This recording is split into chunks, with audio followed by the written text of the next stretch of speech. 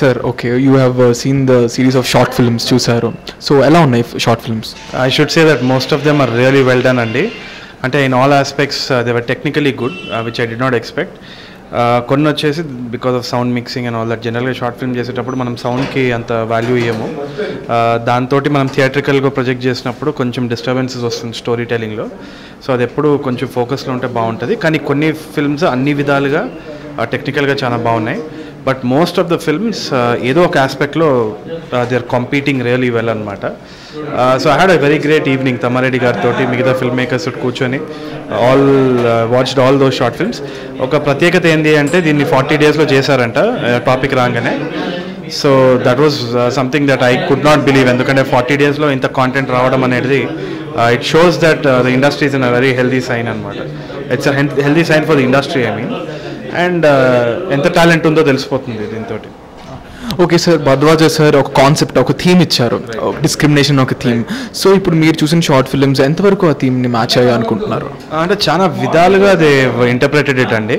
అంటే డిస్క్రిమినేషన్ అంటే చాలా మనము రిలీజన్ కానీ చాలా డిఫరెంట్ కాస్ట్ కానీ ఇదే టాపిక్స్ ఉంటాయి. కానీ వీళ్ళు చాలా డిఫరెంట్గా ఆలోచించారు. అంటే సటిల్ లెవెల్లో కూడా డిస్క్రిమినేషన్ అవుతుంది అని మహేష్ కత్తి గారు చెప్తూ ఉన్నారు.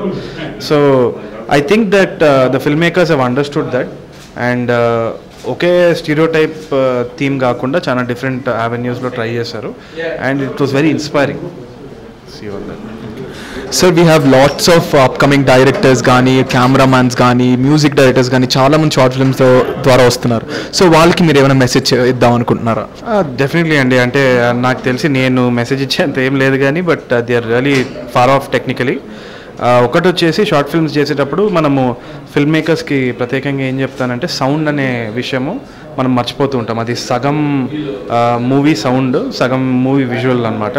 సో మనం విజువల్స్ మీదే ఫోకస్ చేస్తాం కానీ సౌండ్ మిక్సింగ్ మీద ఫోకస్ చేయం. సో థియేట్రికల్గా ప్రొజెక్ట్ చేసినప్పుడు మనకి మిక్సింగ్ ద్వారా మనకి డైలాగ్స్ వినపడవు and background music overpowering ఉండే వల్ల మనకి చిరాకు వస్తుందన్నమాట. సో అవన్నీ ఆ ఒక్క ఆస్పెక్ట్ మాత్రం రిఫైన్ చేసుకుంటే I think technically most of the film makers don't need any advice. Story కొంచెం క్విక్గా ఉంది, ఎడిటింగ్ కూడా షార్ప్గా చేస్తున్నారు. So definitely we're far ahead. ఈ యొక్క ఆస్పెక్ట్ జనరల్గా కొంచెం తక్కువ అనిపించింది అనుకుంటున్నాను. Thank you so much sir. Thank you so much. This is Sriram.